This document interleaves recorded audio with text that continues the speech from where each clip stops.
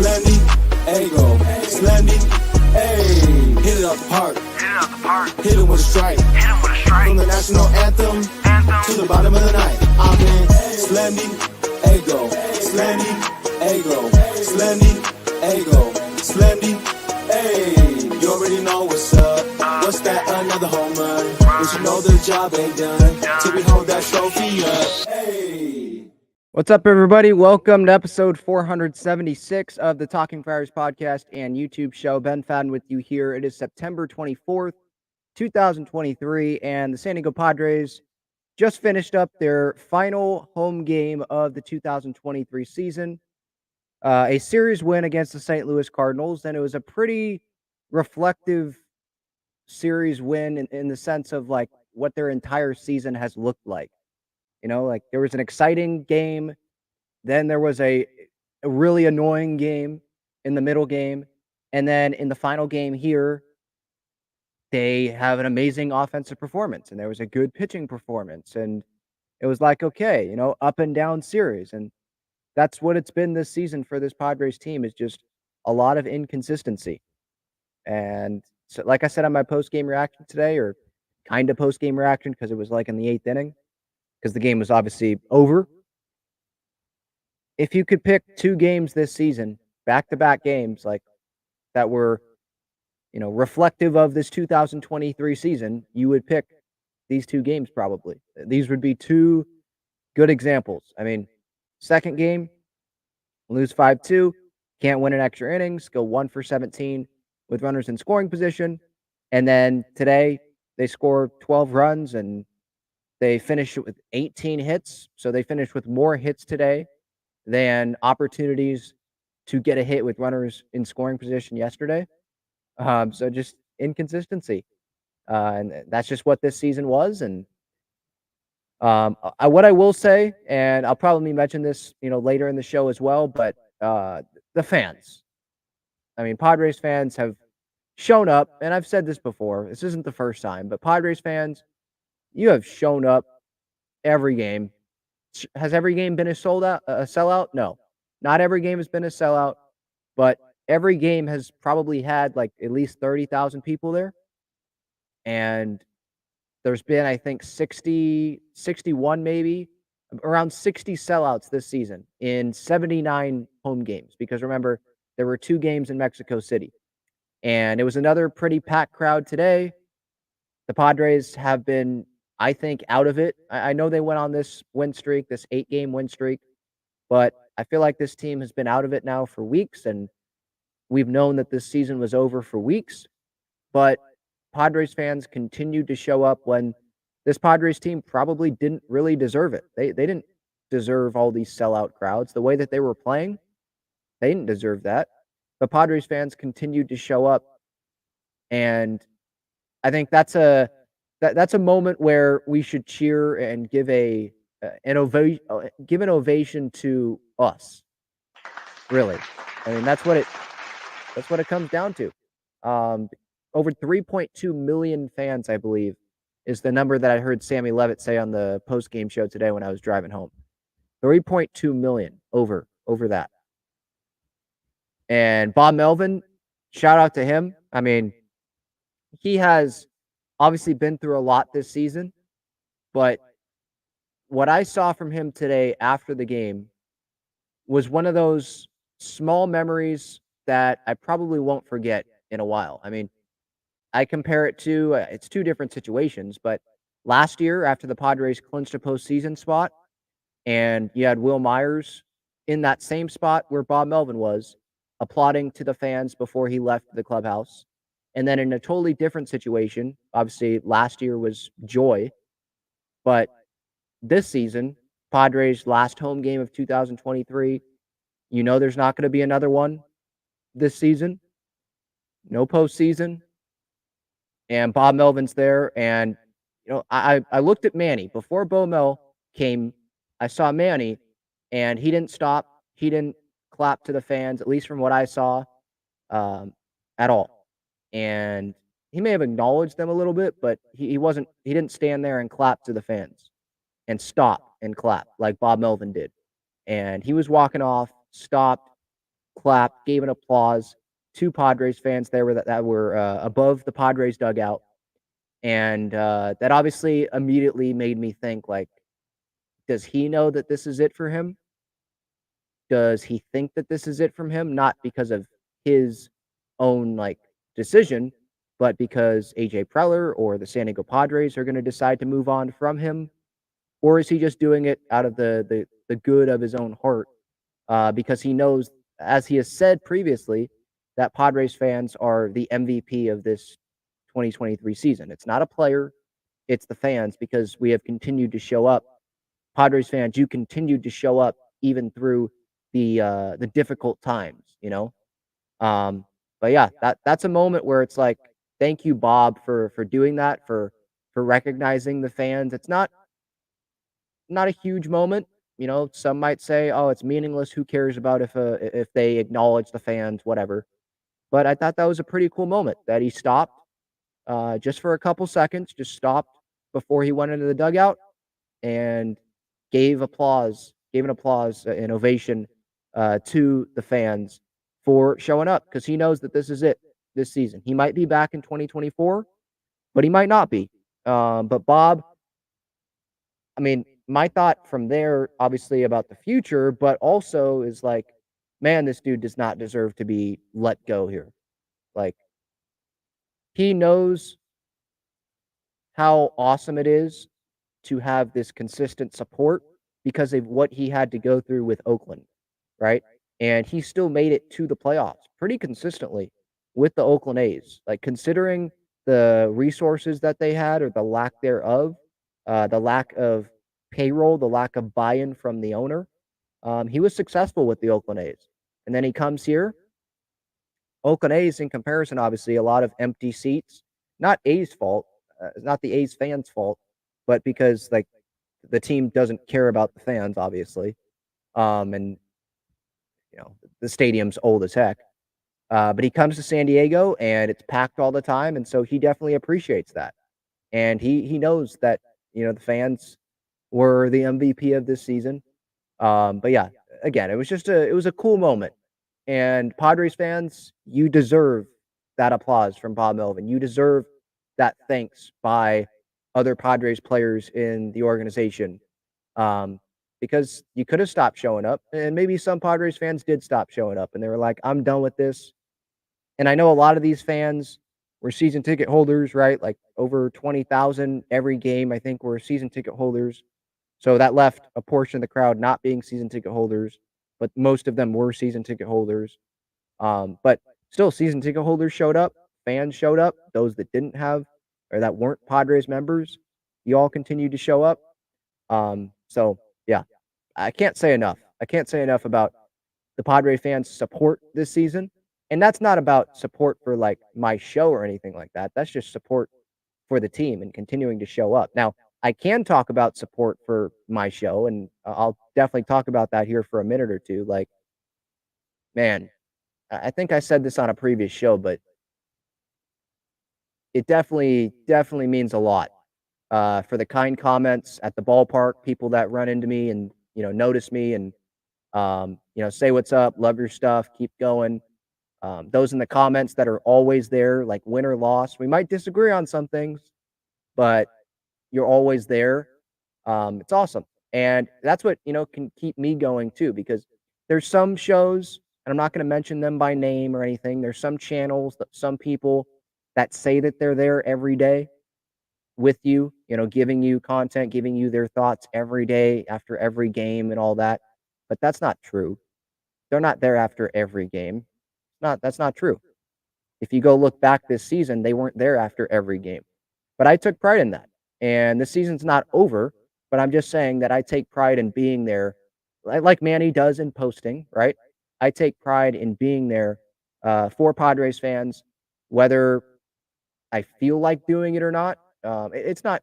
This doesn't feel like a job, but there are some nights this season where it's like, man, that was a really bad performance. Another loss. I mean, what do you want me to say after this? You know, it's the same thing.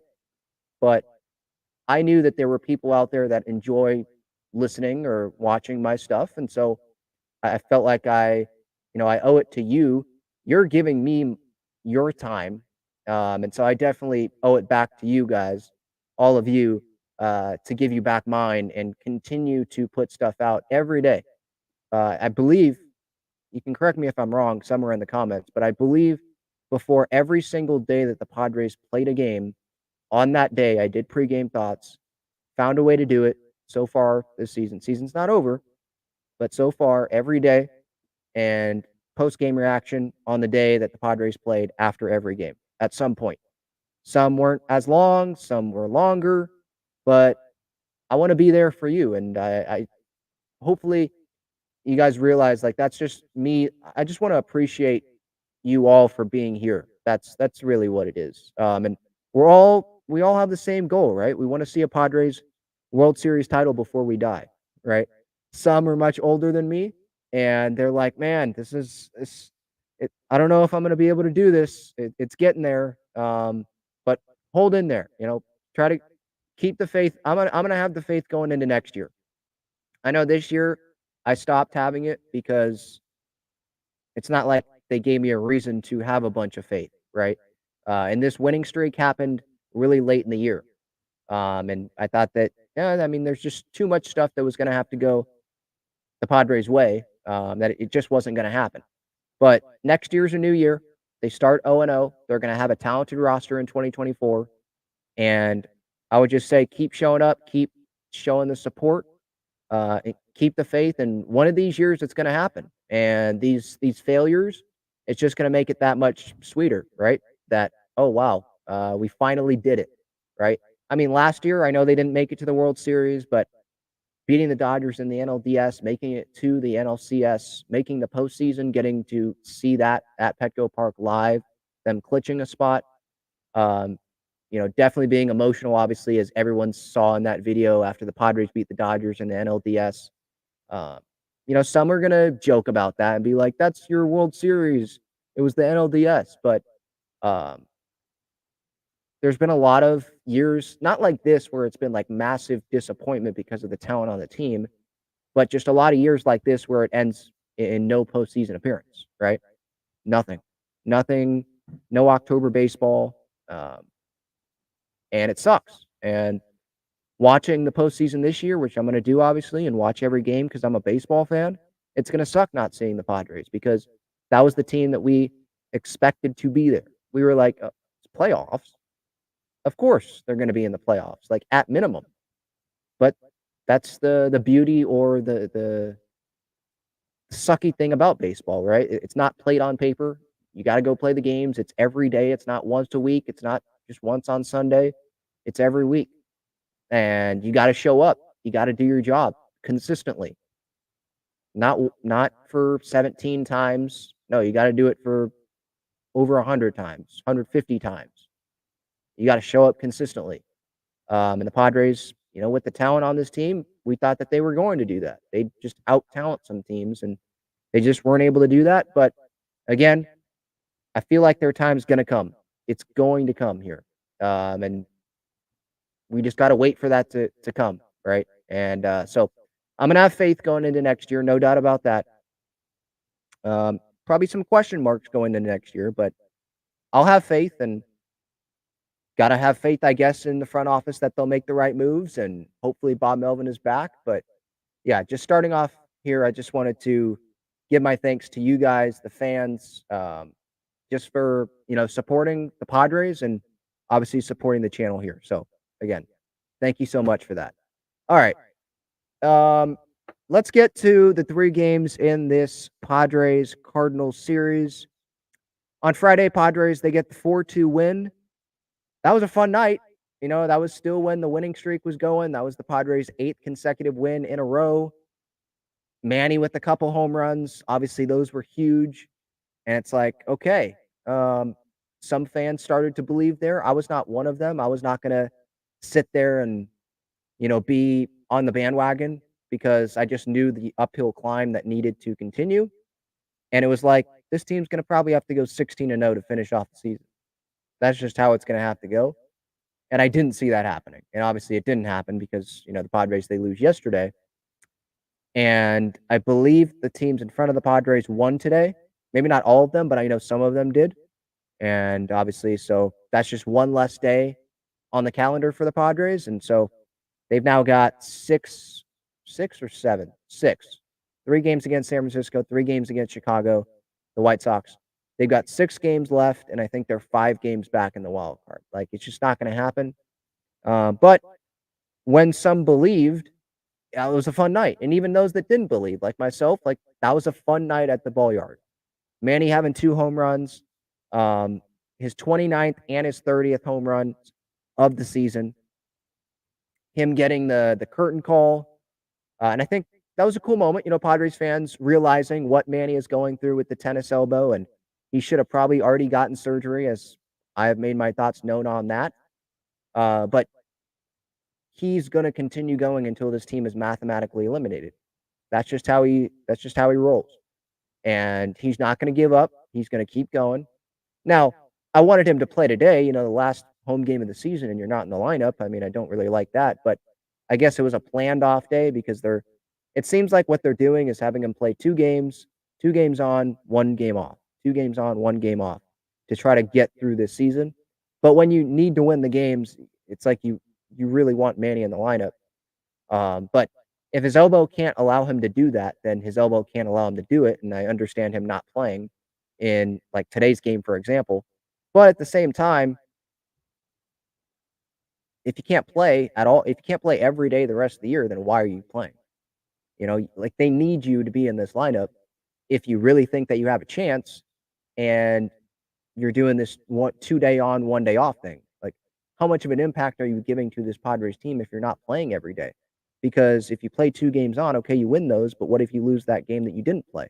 Now, the Padres won today, obviously, but I'm just saying, like, what if, Manny, he was the difference maker on Friday. What if you lose the game that you don't play?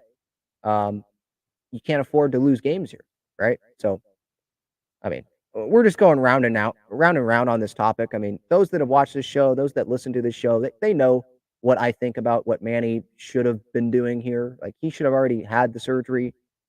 There was no point, I don't think, in him continuing to play like this, especially when you're only DHing, you're not playing third base. The season's not going anywhere, and it's going to be a 5-7 month recovery. That's what he, I think, confirmed to reporters after Friday's game. 5-7 month full recovery. So that doesn't mean that he can't DH to start the year. I think he'd be able to DH to start next season. But 5 to 7 month recovery for him to be like fully back and playing third base. And so, it's the end of September here. So October, November, December, January, February, March, could be into April until he's fully back. And remember, the Padres season starts March 20th next year, I believe, in South Korea against the Dodgers. It's not like it starts April 1st or whatever, like other teams, whenever I forget the 2024 opening day date. But so it doesn't look like he's going to be, if it's the like 6-7 month timeline, again, depending on when he gets the surgery. Now, he is someone that can, fast track the rehab because he really works his butt off during this rehab stuff. Now, he was playing through pain last year. I'm going to bring up the ankle sprain example. When he suffered that in Colorado, some would have been out for a month, a couple months. He was out for like 10 games. And he still wasn't 100%. I think the first game that he was back last year at Dodger Stadium, he was DHing. But he is someone that will come back probably sooner than the recommended time. And maybe that's not what you want if you're a Padres fan. But if he's DHing and he's doing all the work necessary to get him ready to DH at the beginning of the year, he's doing all the other work, so he's on track to return mid-April or end of April at third base, I'm fine with that. Mostly, I know Manny's tremendous at defense. I could watch him play defense all day, but I want Manny to be, um, you know, playing. I want him at the plate. That's obviously what is most important here is him at the plate. Um, I thought he should have gotten surgery, but he had a heck of a night on Friday night, that's for sure. He drove in a run on Saturday. But yeah, Friday, like, that was a cool night. Matt Waldron, what an outing from him. Back to back, pretty solid outings. He had to start against Oakland. I know he gave up a good amount of hits there, but in terms of earned runs, wasn't a lot. And then on Friday, he goes 5 2/3 and only gives up 1 run. He struck out 9 guys. At one point there, he looked like, as I said on my post-game reaction on Friday, the guy looked like R.A. Dickey from 2012. He was like he was impressive. He was throwing the knuckleball, like, early on in the count, getting guys, maybe expecting a fastball to get ahead. Those guys weren't able to, make solid contact. And then he'd go fastball. The fastball is like, what, 94? But it probably looks, if you're at the plate and you're facing the knuckleball, which is, I think, in the 70s, you face a 94-mile-per-hour fastball, that's gonna look like 98, 99 compared to the knuckleball, obviously, because, you're so used to look at the slow speed, like batting practice pitch, there's no spin on it, to a pitch that has the spin, and it's, 94, you gotta adjust there, and, he was making Paul Goldschmidt not look very good on Friday.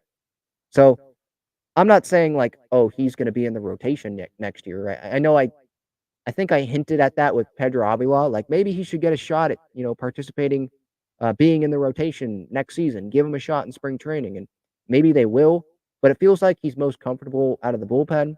I think if Nick Martinez comes back next year, um, they could probably Nick will probably get a better opportunity to start in the rotation than those guys, but I think having Matt Waldron be a triple-A piece and be able to make those spot starts, take the whose role would it be? Take the Ryan Weathers role probably. You know how Ryan earlier in the year, when they needed a spot start, he would come in. Jackson Wolf made one start in Detroit.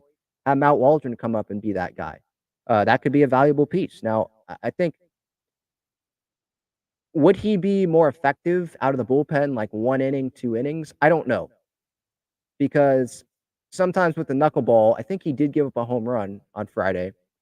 Sometimes the knuckleball, you're only pitching 1 inning. If it's not working and it's just floating up there right down the middle and guys hammer it, then you're gonna suck as a reliever for that 1 inning. But let's say you give up a couple runs as a starter and you can go 6 innings, then it doesn't look that bad, right?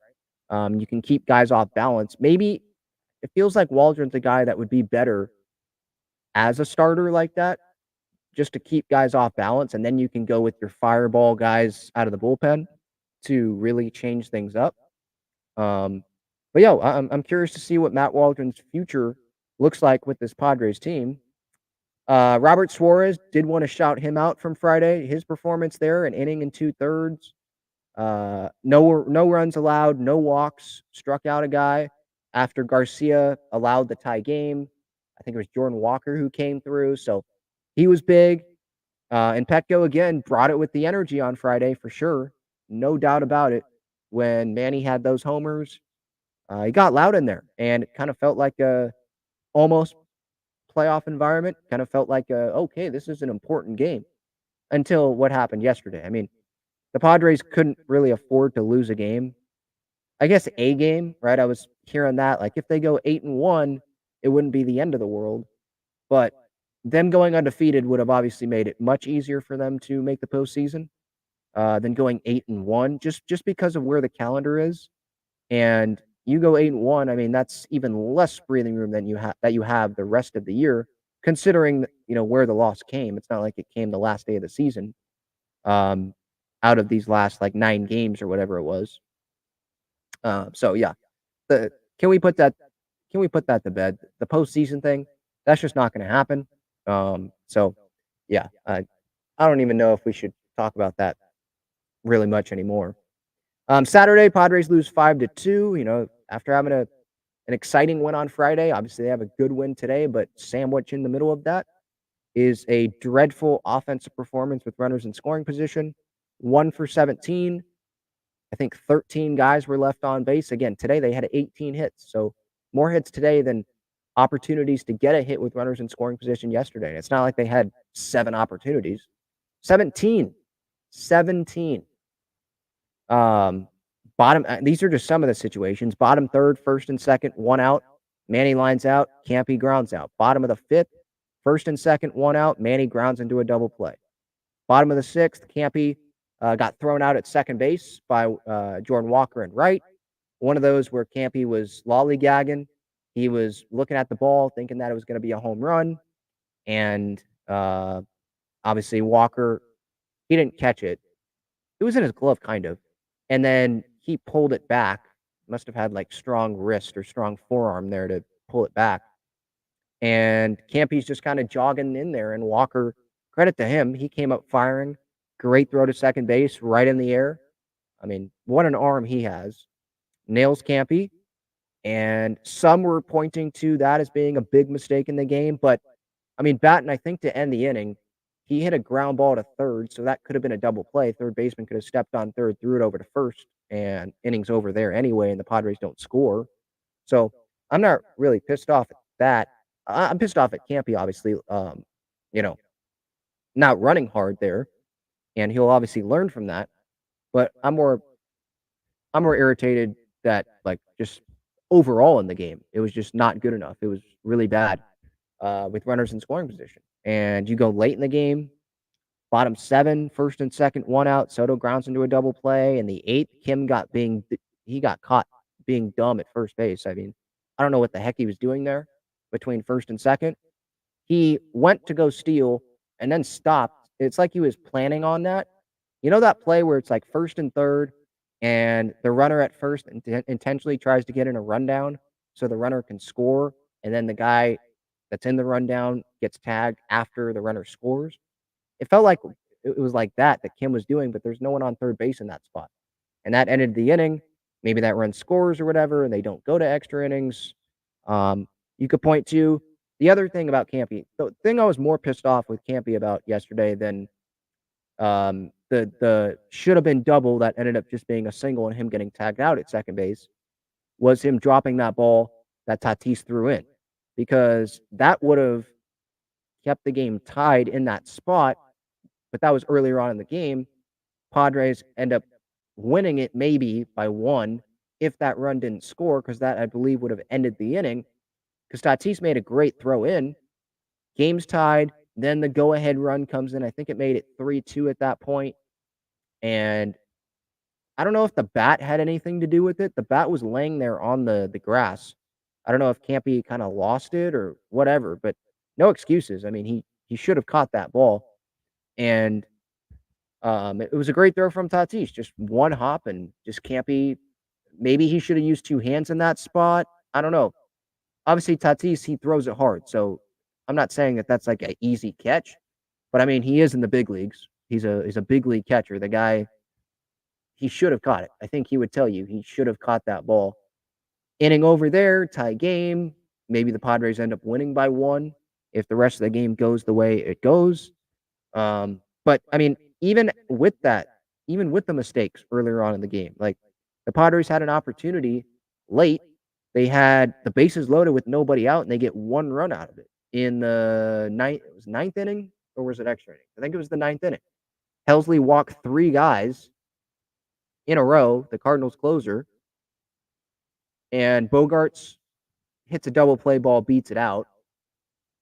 And then that tied it 2-2. Tatis strikes out swinging, and then Soto strikes out swinging. You know, the big guys in the lineup just not doing enough. Bases loaded, nobody out. And you have Bogarts, Tatis, and Soto coming up, and you get 1 run out of it. Like, that should not happen. That cannot happen a lot next season. Because if it does, we might be sitting in the same spot as we are now. That's just the bottom line. Because other teams are going to execute if the Padres are not going to. I mean, that's what we saw this season. The Cardinals, they were given the opportunity to execute there in the 11th inning because the Padres didn't execute earlier on in that game in the early innings, in the 9th inning, obviously in the 10th inning. You have a runner on second base. Manny gets intentionally walked. Campy immediately grounds into a double play. Eggy Rosario strikes out. I mean, just couldn't do anything. And then obviously the 11th inning, you have Scott Barlow going in there for his second inning of work, and he already just gave it his all in his first inning. And I believe if I remember correctly, some of these balls weren't very hard hit. Palacios, sac fly, makes it 3-2. Profar had no shot at getting him. He just threw it to third. Baker gets a single to center. Kisner has a sac fly, makes it 5-2. I mean, something that I pointed out on social media last night, I think I said it on my post-game reaction, was Josh Hader just pitching 1 inning last night. when you have Suarez the night before pitching more than 3 outs. I don't think he got through 2, but inning and 2/3, I believe. And then you have Barlow last night pitching multiple innings, pitching more than 3 outs. It's like, why can't Josh Hader do that? I know earlier on in the year, I think in talking with the media, he was referencing how he's building up for October. He's building up for when it matters most and being ready to go and do a lot more, later in the season. Well, it's later in the season now. And whether it's you or it's the Padres, someone's at fault here. I don't really care who it is, but I'm still going to blame something. I got to blame something. I'm blaming whoever's at fault. You obviously get the blame here for not maximizing Hader's value this season. You got to blame AJ Preller for not trading him before the deadline, which I thought they should have. And now he's going to walk and go sign with another team in free agency who gives him $100 million. Maybe blame Bob Melvin, Ruben Niebla for allowing Josh Hader to only throw 1 inning for a lot of this season, by the way. And it's not me being pissed off about him not throwing last night. It's just like this has been a common theme. You see other relievers in baseball having the ability to go more than 3 outs, and you got Josh Hader over here not doing that. How many times this season has he pitched more than 3 outs in a season? And I'm going to get to the chat here in a second. I just giving my thoughts, obviously, on these 3 games here this weekend. But like Josh Hader, I'm not trying to criticize his pitching. Like he has a 1.19 ERA. Like he's been really good this season when he's been on the mound. But he's been really good. That's what like pisses me off a little bit because he's been really good and they didn't maximize him. If you're not going to trade him, then use him a lot. He's not going to come back in free agency, right? Use him. You're not trading him. You're, early August, you're more in the race than you are now, obviously, because you have a lot more time. You have a couple months more left in the season. And he pitches like once a week. Like that should be unacceptable. I don't care what the situation is. I mean, the Padres were losing. They were down by one run, I believe, last night when Hader pitched. So why couldn't they have done that earlier on in the season? I mean, okay, I'm going through his game logs here. How many times did he pitch more than 1 inning? I am not seeing one single appearance where he went more than 3 outs the entire season. I'm looking at all of them. I see 0 appearances where he went more than 1 inning. I mean, when you're getting paid that much money, you're one of the best relievers in baseball, and you're on a team that's trying to go win a World Series, at least at the beginning of the year, like that was the expectation.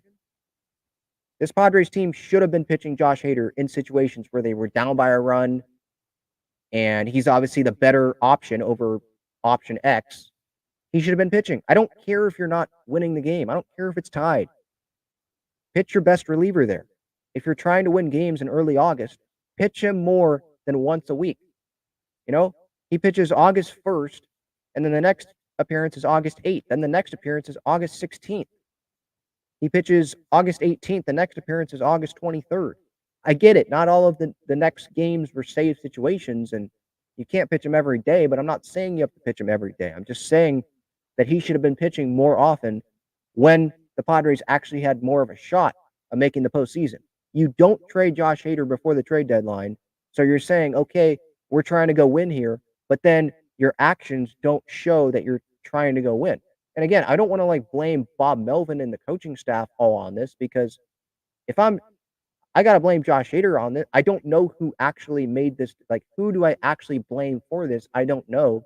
But I got to blame Josh Hader because at the end of the day, if he wanted to go pitch multiple innings at some point this season, he would have went to the coaching staff and said, hey, put me out there for more than an inning. I want to go help this team win. We need to win. I'm the best option in this bullpen. If you think that I can cover more than 3 outs, you want me to cover more than 3 outs, you like the matchup, for me to come in the 8th inning, up by a run or something, or tie game in the 8th inning with their best hitter up at the plate, give me those 4 outs. Let's say it's 2 outs in the 8th. Have me go out there and finish off that inning if you don't think that you have the good matchup up, on the mound. Did he do that this season? I don't know. And I get it. Josh was looking out for his future, but At the same time, I mean, I'm a Padres fan. I'm a biased Padres fan, and I'm sitting here, you have this amazing weapon in the bullpen, and you're not using it. It's like, what's the point? And some people don't like this comparison that I make, but it's like if you have these amazing, awesome pair of shoes that you just bought, and you're only going to have no, this doesn't really happen, but because Hader's under contract for only this season, you have those great pair of shoes, or you have this great car for one more year, and you just let it sit there, and you don't use it. You don't use it consistently. You let it sit there. You use it once a week. What's the point of that? And you're just gonna lose it. You're just gonna lose it. You're not gonna get the money back because that's not what's gonna happen here. Josh Hader's gonna go sign somewhere else, and all the Padres are gonna get back is a compensation draft pick. Like, who cares? You didn't get anything back. You're not trading it, and you're letting it run off, until you have to give it to someone else, and you don't use that shiny, great car. You don't use those awesome pair of shoes that you had, that you traded for, that you bought, right? Hopefully, I'm not the only one that was irritated this season about that. If Josh Hader would have pitched in some of those situations, does that mean the Padres go make the postseason? I'm not saying it does, because the Padres, obviously, they had a lot of opportunities to win those close games, even with Josh Hader not pitching as frequently as I would have liked, earlier on in the season. And they still didn't get those opportunities, they got the opportunities. They didn't cash through on those opportunities, right? They didn't cash in on them. So I'm not saying that they would have made it to the postseason. I'm not saying that they would have done that, but not saying they would have won the division, not saying any of that. But I think they would have been more in it than they are now. I think they'd have more wins than they do now. I think that's fair to say. Not like 10 more wins, but they'd have more wins than they do right now. I'm convinced of it. And instead, now we're going to get Josh Hader, final week in a Padres uniform, and then he's going to go get $100 million somewhere. Good for him. Nothing. It's not against him, like, personally. Like, yeah, go get your money. I understand, like, yesterday, if he's telling the Padres only one inning, I get it, because Padres aren't going anywhere. Season's over. He's this close to free agency. But it pissed me off more earlier on in the season, looking back on it. And this isn't the first time that I've said it, but just looking back on it, it's like, just wasted season overall, and then wasted players as well on this team that you could have, gotten something back for them before the trade deadline. And AJ Preller, you decided not to do that. That's just irritating. Sunday, obviously today, Padres, they win 12-2, 18 hits, 17 opportunities with runners in scoring position yesterday. Obviously, as I've said multiple times on this show, I just keep bringing that up because it just demonstrates this Padres roller coaster season so well. Great game today, 12 runs. Like, the talent is there. It's like, oh, wow. I mean, they did this without Manny Machado in the lineup. Wow. Holy cow. I mean, you have Jose Azocar hitting a home run, Eggy Rosario and Matthew Batten down there at the bottom of the order. But then yesterday, they go 1 for 17 with runners in scoring position. It's like, man, again, like, talent wasted because the talent was there. I mean, they wasted it themselves because they're on the field doing it, right, and not executing. But it's like, man, that talent, all this talent on this team, just wasted this season because the guys couldn't do it consistently enough. Just freaking sucks. But Soto, Tatis, really fun to watch today. Soto went 3 for 5, scored 2 runs, drove in 4 runs, a 922 OPS that he has this season. And I was discussing this with someone next to me at the Padres game today about Juan Soto. And it's like, his OPS is so impressive. And this is considering, it's more impressive when you consider what happened earlier on in the season. If you look at his splits for this season, remember that slow start that he got off to, and he was rolling over every ball, a bunch of ground balls to second base, not coming through, nowhere near enough, especially for like the Juan Soto expectations, right? I did a breakdown on what the heck is wrong with the swing. I think that was after that Cubs series at Wrigley in Chicago. It's like, there's something wrong here. And if you go look at the splits by month, I mean, he started off this season terribly. He hit 202. He had a 757 OPS in April and March combined. The first 29 games for him, he was hitting 202. And now, well, in September this year so far, he's hitting 329. So he's hot, obviously, right now. But yeah, like starting this season, 757 OPS. Then he had an amazing month of May, 1114 OPS. Had a OPS over 900 in June and July, but then he had a bad August, 713 OPS. But then he has a OPS over 1,000 this month, excuse me. So with Soto, kind of like with the Padres, it's just been up and down with him. And so, yeah, I would probably consider this a disappointing season for Juan Soto. And that's going into a walk year next year. That's not someone that I want to part with. You know, not making the postseason this year, I think he's going to be motivated going into next year. And obviously, you know, the free agency thing, the money dangling in front of him, he's right there. He's going to want to perform better than he ever has next season. So that's not someone, and I guarantee you, if the Padres front office is going to be having those conversations this offseason about Juan Soto, should we trade him? Should we not? I guarantee you it's going to be brought up in that front office from someone that if there's someone on it, like one side of the table that's saying trade Juan Soto, we'll still have a talented team. You can get something back for him. We're not going to give him $500 million in free agency, blah, blah, blah. There's going to be someone on that other side saying, hey, Blake Snell, you know that year that he just had for the Padres, Cy Young season? Do you want that for Juan Soto? Do you want to have that guy on the Padres next year? Do you think that the other guys around Juan Soto are going to be that bad this next season? I think we want that Juan Soto on this Padres team. At least give it a chance. That's where I stand on this. At least give it a chance. Having Juan Soto, who's on track for the Hall of Fame, right? He was compared to Ted Williams hitting wise, right? Earlier on in his career with the Nats. That's not a guy that I want to trade and only at the end of the day here with the Padres get one pennant race out of him. When the goal was to get 3, obviously you can't get 3 because there's going to be no postseason opportunity this year. But I want to at least try to get 2. If it's not working at the trade deadline next year, I get it. Like you wouldn't get nearly as much because it would be a rental. But you're telling me that no team would want Juan Soto at the trade deadline next year? Of course they would. Even if he's not playing that well, of course they would. Because they'd take the chance because it's Juan Soto. Because those teams would know the talent is in there. And again, like just Soto on a free agent year, that really is appealing to have him. And just start the season with Juan Soto and see how it goes. And, if he walks, then he walks. And yeah, that would suck, but at least you tried. At least you tried all of the years with Juan Soto. You gave up that much. You're not going to get that much back if you trade him this offseason, right? So again, I would just try it. And Peter Seidler, he's not getting any younger. Obviously, hoping the best and hoping that he is continuing to recover from the medical procedure that he had. But he's not getting like I think he's at the point where he's like, no, I'm just going to continue going all in on this thing because I don't know how much longer I have left. And am I going to regret this?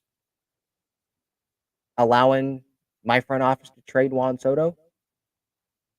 Because what if, there's a what if that you can bring up. What if the Padres are a couple games out of a playoff spot and you don't have Juan Soto and he's tearing it up for another team that you traded him to, right?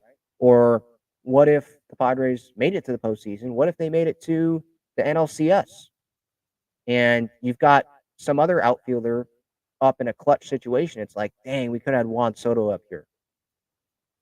We didn't give it that chance. We didn't try for that, that third season with Soto.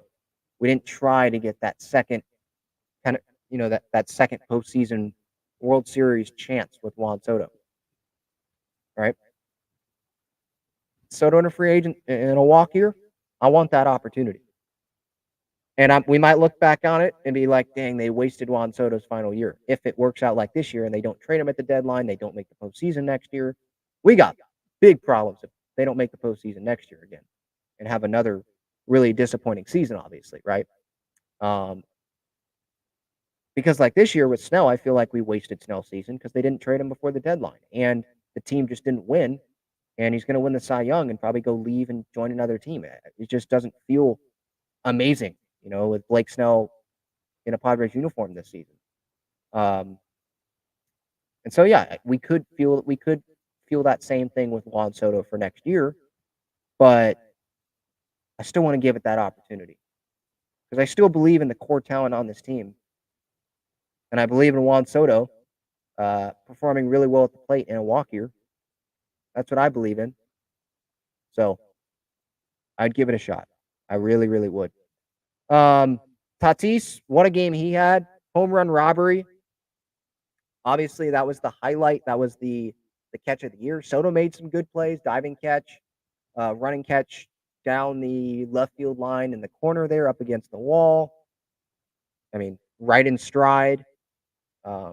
It's weird with Soto, and I'll get back to Tatis here in a moment. It's weird with Soto because there's some times where it's like, doesn't look like he's trying his hardest, and then there's others where it's like, oh, wow, that's a really good play. He got there. Give credit to Juan for that. And he's playing every day. So it's kind of like Manny. Like, I'm not going to relentlessly get on Manny Machado if he's playing every day. He doesn't hustle out a grounder to second base. Like, I understand why he's not doing that. But there's sometimes in the field where it's like, wow, I think he could have give a little bit better of an effort there at Juan. Sometimes this season, sometimes with the Padres, I've thought that. But then there's sometimes where he turns it on like this. It's like, oh, well, I thought we could have seen that a little bit more often from Juan, Maybe that's just me. Maybe some other fans were like, no, that's just, I'm not surprised by that. That's just how Juan plays, blah, blah, blah.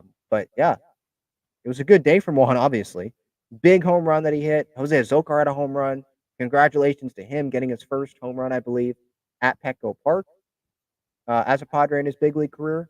His first home run obviously was a bomb at the Oakland Coliseum during their last road trip. And then Tatis had some hard hit balls today. Obviously, the home run robbery. From where I was sitting in 309, I did not think that Tatis came down with that ball. I'm obviously hundreds of feet away, so I didn't see him come down with the ball. But then I see him, be super excited and pumped up after he comes down. It's like, holy crap, he caught that ball. And Petco Park went nuts seeing the replay. I don't think a lot of Petco Park saw that he caught the ball either, but then they saw him come down and celebrate, and they all got pumped up. But yeah, I mean, what a catch. Plays of the year, I don't want to forget Manny Machado's play that he made on that Friday night. It might have been, I think it was against the Dodgers. It was at Petco, City Connect night. And Manny, I think a lot of people will know what I'm talking about here. Ground ball to the 5-5 hole pretty much. Manny dives, lays out. He's on his butt still and makes the throw over to first base. Kind of reminded you of Ken Caminetti.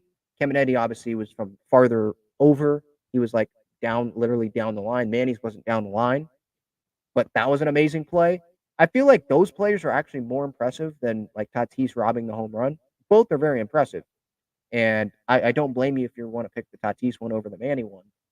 But with the Manny type plays like that, you have to make a great diving play, right? Tatis makes the home run catch, but that's all he has to do. Where Manny, he has to make that.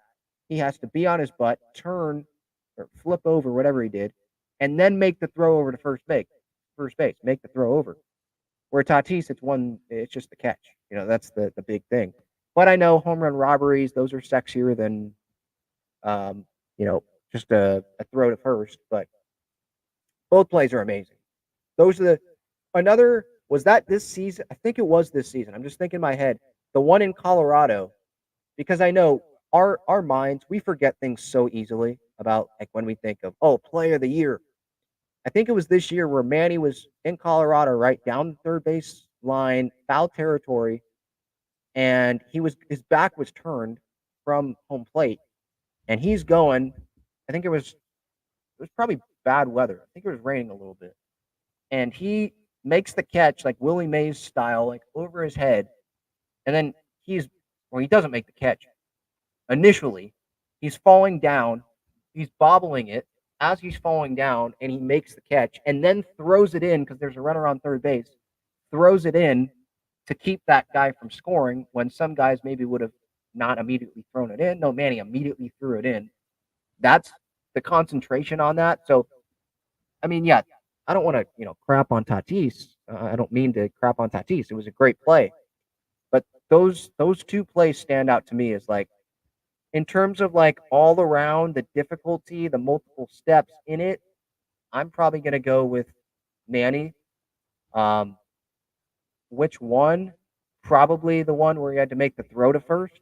I know he had to make the throw on the Colorado play at Coors Field, but that wasn't like the complete and out. That was just to keep the guy from running home. I believe in that spot it was a close situation as well.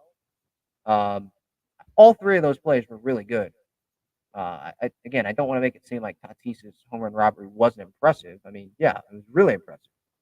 But I feel like a lot of people get, they really short term memory. Right when they see an amazing play, they're like, "Yep, play of the year," immediately, and they don't think about other plays. And I was a victim of that. In the moment, I was like, "Holy crap, that's like play of the year." But just sitting here now, trying to think over some of the really good plays this year. I know Grish has made some in the gap. I think Grish robbed a home run earlier this year. But I think the center field wall might not be as tall as the right field wall at Petco. Um, but yeah, like the Manny ones, those definitely stick out to me. No doubt about that. Anything else from today's game? I mean, the fans, obviously, like I said earlier, over 3.2 million showed up to Petco this year. So props to you all for showing up. And that obviously broke the Padres franchise attendance record, even from when they were back at Jack Murphy before I was even born. Um, Jack Murphy, what was the other? Was it called Qualcomm at any point the Padres played there? Or was it always Jack Murphy before they left? Because I don't recall that. Um, but obviously, you know what I'm talking about at the Q. Even like the attendance from there, like this broke the attendance. Just I think Padres franchise history.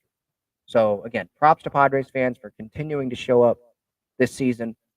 There was hype all the way from the beginning, from before the season at FanFest, and everyone showing up for FanFest. Probably like by far the highest attended FanFest in Padres franchise history, if they even keep track of that. Packing Gallagher Square there for when the Big Four spoke, and Peter Seidler and AJ and Grupner, they all went up on stage and spoke as well. And Musgrove, Hader, I think Martinez, they were up there. Showed up from before the season even started, and then there were big crowds in spring training, big crowds on the practice fields. The hype was there. Fans showed up. This wasn't like just a media-driven hype thing. No, the fans really showed up. Again, even like when this Padres team probably didn't deserve having sellout crowds every night based on the way that they were playing, but fans continue to show up. So props to you all Padres fans for doing that. And again, Bomel thanking the fans before leaving the field. That's a moment that's definitely going to stick out. It's not something that happened during a game or anything like that, but appreciating the fans like that, because there were some players that just, walked into the dugout. But Bob, it really stuck out because he not sat there, but he was walking off. It looked like he was just going to do his regular thing and go into the dugout. But then he stopped. Hopefully someone has footage of this. He stopped and was like, "Oh, no. I'm giving my thanks to these fans here one last time." He doesn't know if he's going to be back. He's, going to give the same answers, obviously, to the media whenever asked about it. Like, I'm going to continue managing this team until someone tells me otherwise, and I haven't been told otherwise. So, yeah, that's what I have to say on it. But who knows? I mean, I'm still leaning that Melvin's not going to return. It's not going to be because of Bob. It's going to be because Preller ends up going and trying to get another manager, and the Padres allow AJ to do that. So Bob could walk away and just be like, I don't want to deal with this. But I feel like he would regret that. And I feel like he would probably be mad at himself for doing that because he's like, man, left I left my guys. I let my guys down because I left before the contract was up. I left before Juan Soto's contract was up, and their years aligned. So I don't see him leaving. I see Melvin probably not being the manager, but again, not because of Melvin, but because of someone higher up that makes that decision. AJ Preller, Peter Seidler allowing that. I don't know what role Eric Greupner has in all this. The CEO of the Padres. I mean, he was on the radio this past week with Ben and Woods, like criticizing AJ Preller's roster construction about hopefully getting more young and hungry players next year, not having enough, I guess, depth. A lot of old guys on the roster, essentially, was what he was hinting at there. And it's like, okay, so are you making some of these decisions? Are you in Peter Seidler's ear and saying, hey, Peter, I think we should do this with the baseball team? Like, what are you?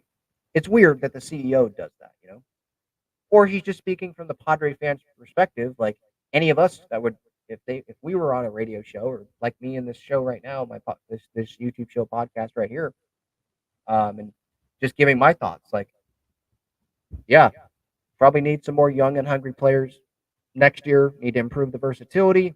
Not good enough. Maybe that's just the mode that Eric Greupner got in. But yeah, like I wonder who's making AJ is making the baseball decisions, but who else has influence on that? Is it just AJ? Because I don't know. That stood out to me that Eric Greupner was criticizing some of the stuff that AJ was, some of the moves that AJ made in the preseason, before the season, spring training, off season. So yeah, we'll see what happens. Obviously, in the off season, there's going to be a ton to talk about. All right, I want to get to a break, and then I'm going to get to some San Diego sports stuff, and then I'll finish off with the chat because I just want to get all the way through the chat. Just keep going through the chat instead of having to go back and forth. So here is a break, and then I'll get to some San Diego sports stuff. By the way, this episode, before we get to this break, this episode brought to you by main sponsor of the show, Gaglione Bros Famous Cheesesteaks and Fries. Best cheesesteaks in San Diego. Had some of their garlic fries today in my last home game at Petco Park this season. The last home game at Petco Park this season. Their main location on Friars Road, and you can get them at Petco Park next season. And obviously, since you're not going to be at Petco Park here in October, you can go to Snapdragon Stadium and get them there as well. So, Gaglione Bros, again, visit their website, link in the description. Great stuff there. BreakingT.com, click the link in the description for some great San Diego sports swag. And Foco has some great Padres bobbleheads and collectibles as well. All right, quick break, and then I'm going to get to some San Diego sports stuff. I want to tell you about the best and easiest way to play fantasy sports. It's Underdog Fantasy. They have great pick'em games and best ball tournaments. In pickup games, just pick higher or lower on 2 to 5 players' stats, and you can win up to 20 times your money in a single night. You can go cross-team, cross-league, and even cross-sport. Best ball revolves around the draft, which is what every fan loves the most about fantasy, and it eliminates the hassle of having to manage your roster all season long, resulting in a fun and easy fantasy product. How does it work exactly? You enter a contest where you participate in a snake draft against other users. That lineup that you drafted competes against every other draft in the entire contest. The better the combined performance of your team, the more money you win. After your lineup is all played, Underdog will take the best performing players and automatically set them as your starting lineup. That's it. No waivers, no trades, no worrying about who to start or sit. After you complete your draft, your part is done. Underdog Fantasy offers best ball in a variety of ways, including daily contests, weekly contests, playoff contests, and season-long contests. You can either enter into these and compete against thousands of other entrants for huge prizes, or, if you'd like, you can enter into a private draft with friends and family to compete for a smaller prize pool. Underdog keeps it super simple with their easy-to-use website and mobile apps. Sign up now by clicking the link in the description or by using the promo code TALKINGFRIARS, and you'll double your first deposit up to $100 in bonus cash when you make your first deposit of $10 or more. So if you deposit $100, you get $100 free. If you deposit $10, you get $10 free. All right, some other stuff that happened around San Diego sports this weekend. San Diego Loyal, I did not watch this game, obviously, because it was happening at the same time as the Padres game today, and I was at Petco, so I'm not going to go super deep into this Loyal match or spend too much time on it, but just tell you the final score. 1-1 against Las Vegas. Adrian Perez, he got the equalizer on a header on a corner kick in the 27th minute. I did see the highlight of that goal. Pretty good on the corner there. So San Diego Loyal, they had a really good comeback win the other night in the middle of the week on the road, and then getting at least a point, picking up a point here today. And so at least, they didn't go away with a loss, right? Because they want to have that 4 seed at least, host a playoff game at least. Their next matchup, September 30th against Monterey Bay, who they just played on the road and won 3-2. That was on Wednesday. And so there's, 4 or 5, I think, matches left in the season, maybe 6. And right now they're actually tied for the 3rd spot with Phoenix, both at 47 points. Phoenix has played one more match, though, than San Diego has. So this is the West. Sacramento's 1, San Antonio's 2. San Diego's 3, Phoenix, and Orange County are both tied there. San Diego, Phoenix, and Orange County, they are tied there.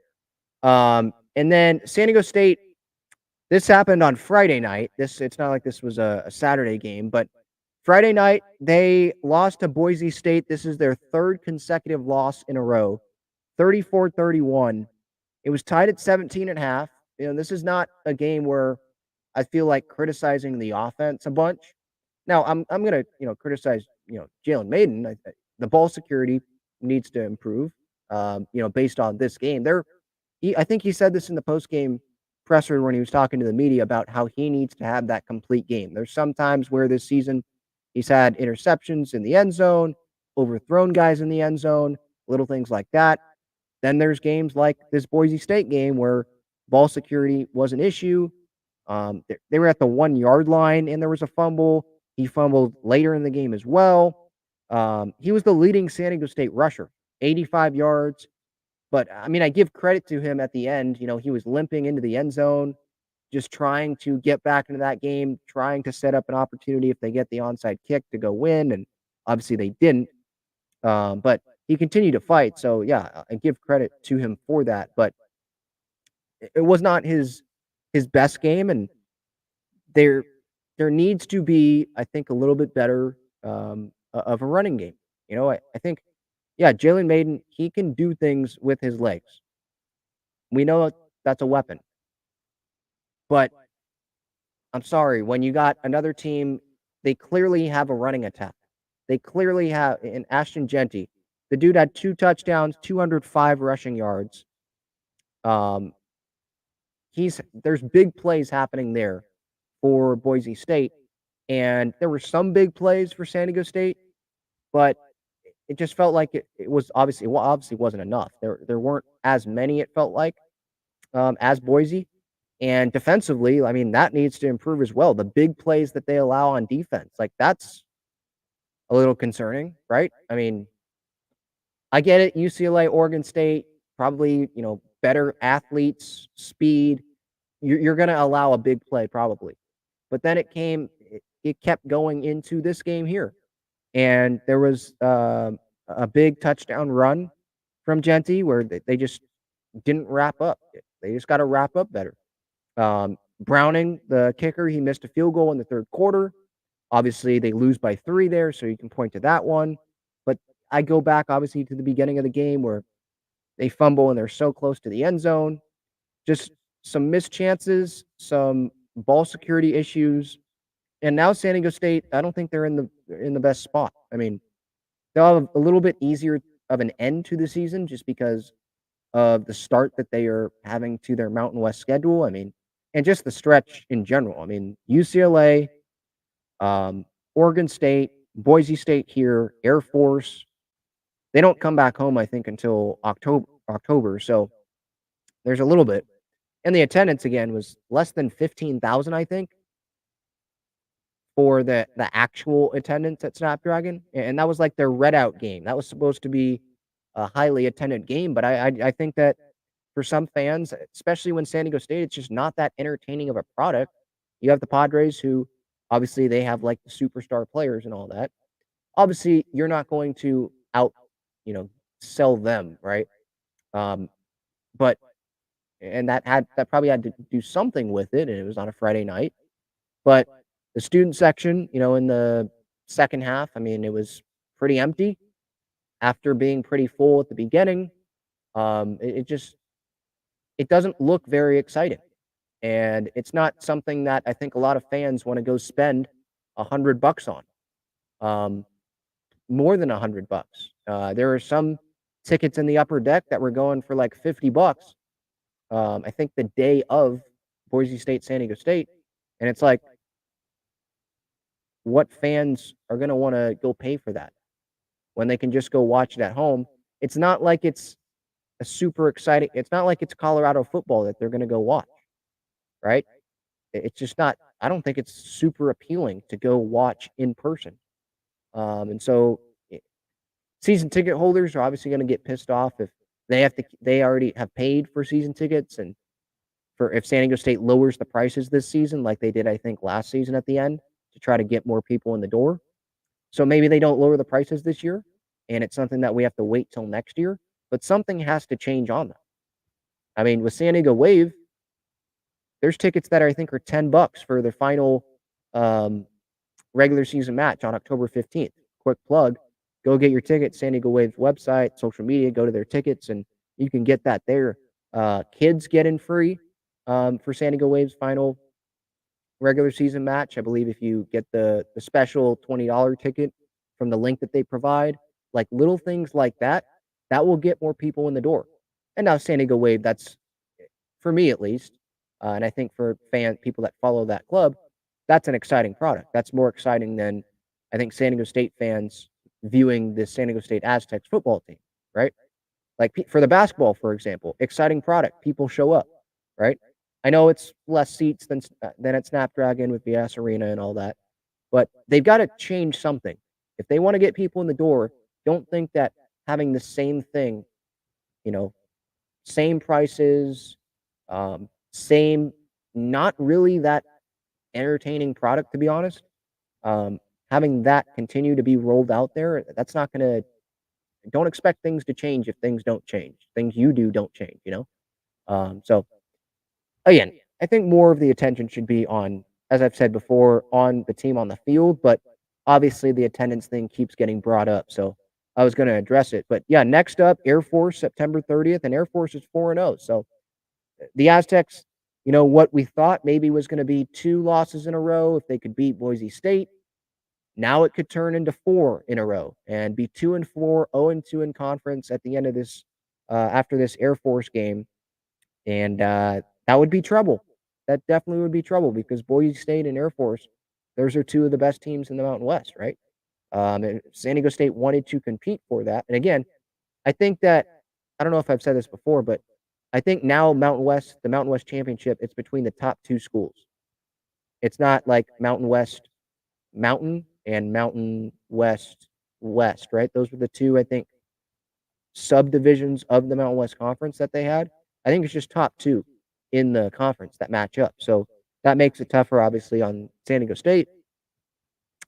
So they've got to turn it around for sure. I think they need to find a little bit better of a running game, preventing the big plays, limiting the turnovers, obviously, the mistakes. And they had some costly ones here against Boise State. All right, let's get to the chat here. Hopefully, there's Padres fans that have stuck along here, and they're going to stay along here, ask some questions. If you have questions, comments, feel free to put them in the chat. If you want to make sure I get to your comment or your question, you can use that super chat button. It makes it very easy for me to see your comment or your question, and you jump to the front of the line for any that I can see. But yeah, let's get to it here. If you want to join the show, you can click that link that's pinned up at the top of the chat. Austin says this would have been great in May and August. Yes, I think you're talking about the winning streak. Yes.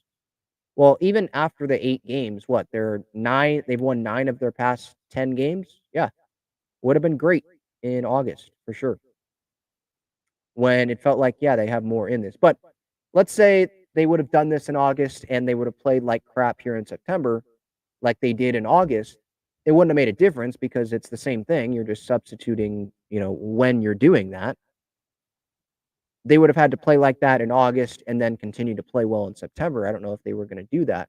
It's just frustrating that they're doing it now. It's like, well, they could have been doing that multiple times this season and they just weren't able to do that, right? James asks, is there a waiting list for season tickets? Yes, that's what Eric Grubner said the other day. Yeah, there's still a waiting list. Devin says, sucks Bomel is probably not coming back. I don't think he would want to deal with Preller for another year.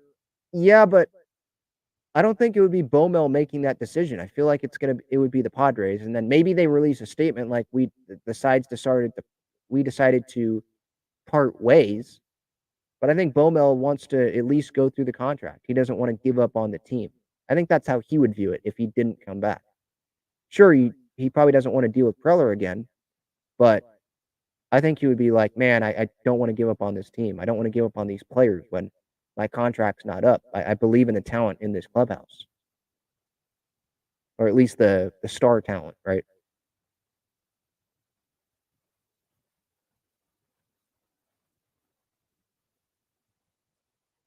Devin asks, quick question: why do you number each episode, Ben? Yeah, good question. I don't know, to be honest. Well, actually, I kind of do know. It started. I'm someone that watches John Boy Media, and Talking Yanks. I like their show. Talking Friars, by the way, the name did not come from that. I was asked that on a show that I went on recently. That's not why. I just came up with the name. Or else, if I would have, actually had inspiration from the Talking Yanks show, I would have named it like Talking instead of Talking. But no, this is just the show that I named it.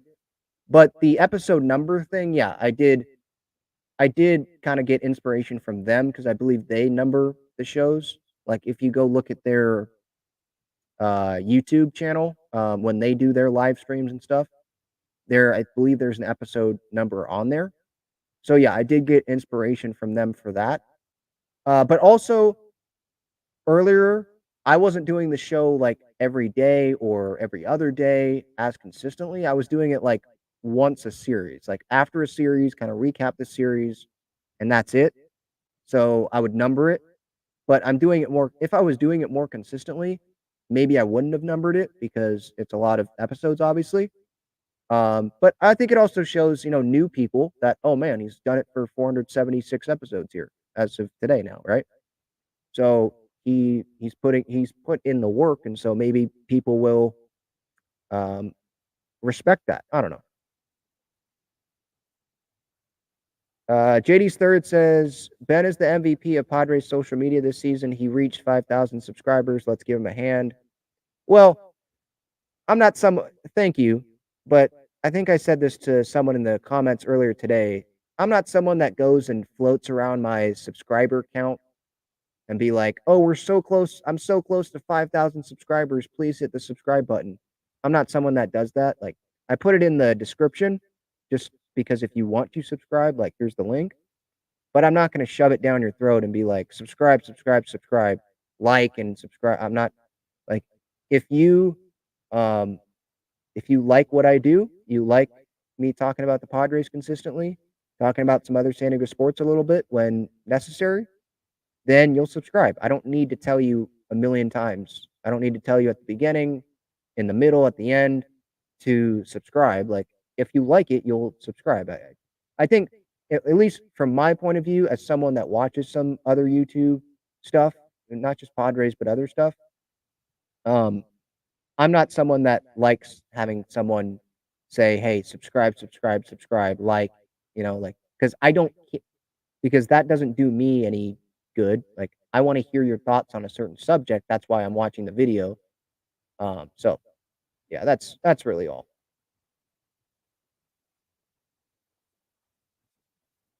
Let's see here.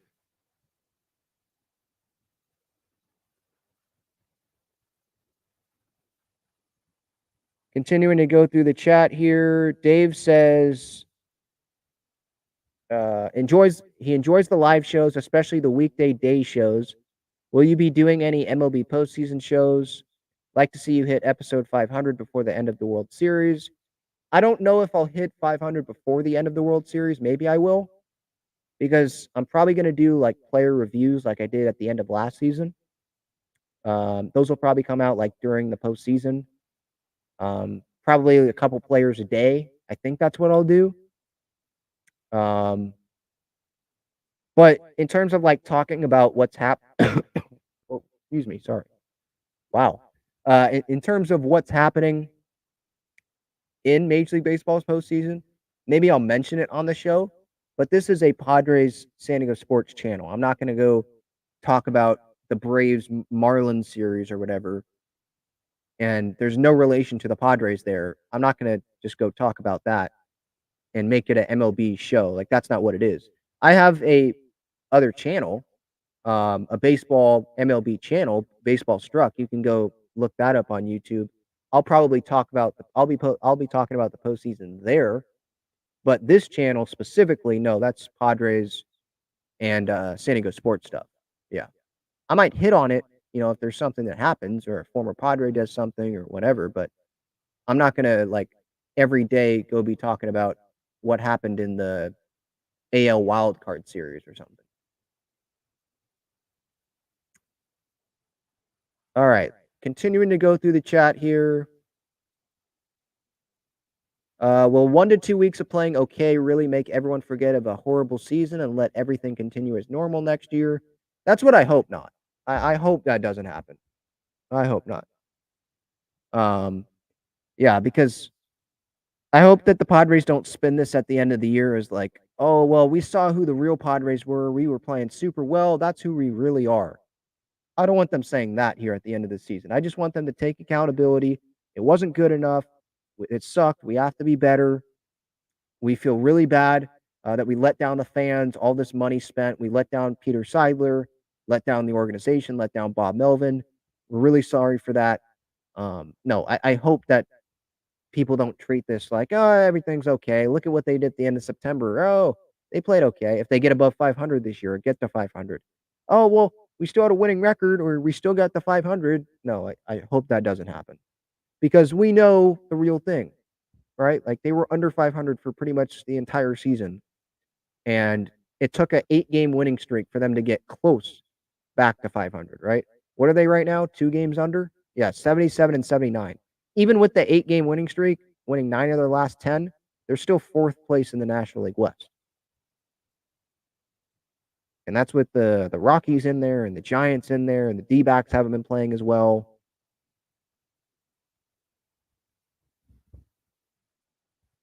Let's see here. Continuing to go through the chat. Charlie asked, what's going on with Austin Nola? Is he still on the roster? He's still in the organization. I think he's not. I don't think he's playing because he's still he's like on the road to recovery from, what was the injury? It was like it was like a brain eye coordination injury thing that he was having problems with, obviously, I think since spring training when he got hit. So he's still, I think, recovering from that. Yes, he's still in the organization. He's still under control for next season. It might be for multiple seasons, not just next year.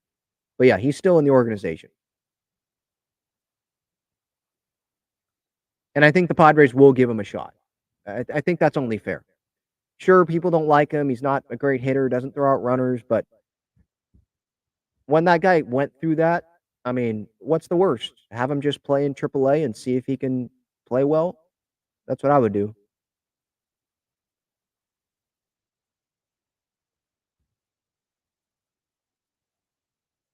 Lizzie asked, do you think Preller will keep Carpenter next season, and will we have to eat his contract to rid ourselves of him? Yes. I think that Preller will try to answer both, Lizzie. I think Preller will try to trade Matt Carpenter before next season.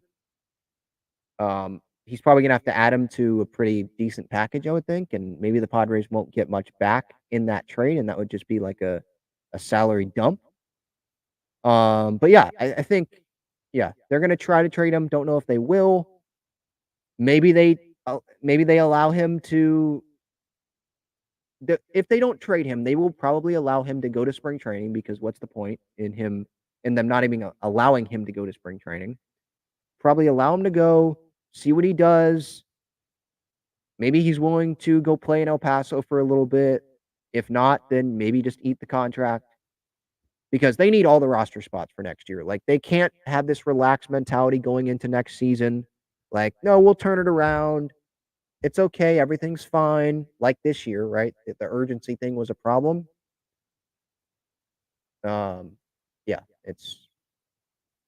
I don't want that to happen again next year, where people are like, or Manny with the quotes about, don't jump back on the bandwagon when we start doing our jobs and effing raking, and then you don't do it, right?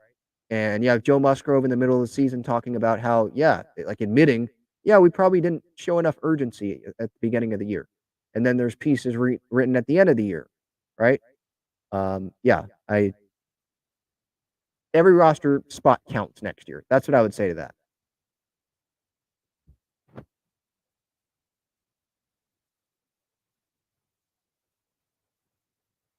All right, I think that's the end of the chat. Again, I see positive comments in here from Charlie, JD's Third, some other people in the chat here. So thank you for that. That's going to do it. Talking Friars episode 476. Reminder, code Talking Friars, $20 off your order on SeatGeek. That's not just Padres games. I know there's none of them left for this season, but that's for other events that you can go buy, get tickets to on SeatGeek. You can use that code there. Again, thank you all for the time today. Have a great rest of your night, great rest of your weekend. And I'll be back for tomorrow, Padres Giants. That series gets underway with Blake Snell on the mound.